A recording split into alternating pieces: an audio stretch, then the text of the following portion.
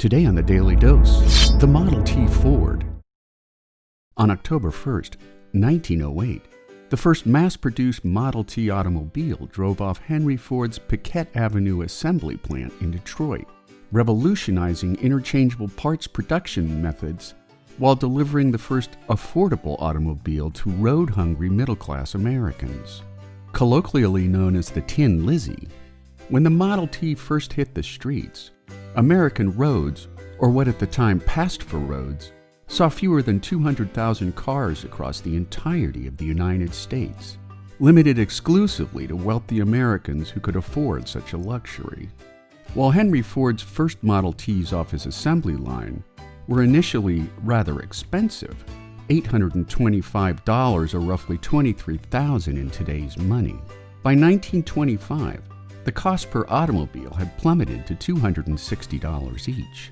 The Model T's 22-horsepower, four-cylinder engine was made of a new kind of heat-treated steel pioneered by French race car makers that reduced the car's overall weight to just under 1,200 pounds.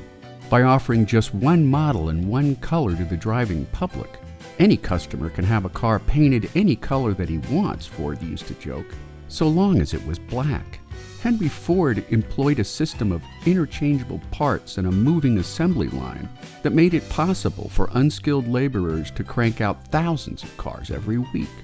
By 1924, workers at the River Rouge Ford plant in Dearborn, Michigan, could cast more than 10,000 Model T cylinder blocks each and every day.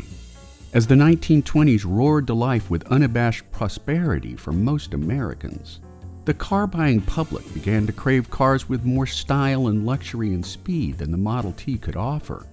And as tastes began to change, the era of the Model T came to an end when the last one rolled off Ford's assembly line on May 26, 1927.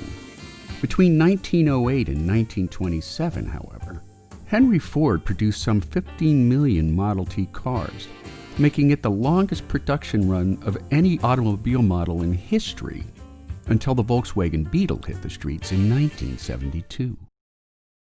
And there you have it, the Model T Ford, today on the Daily Dose.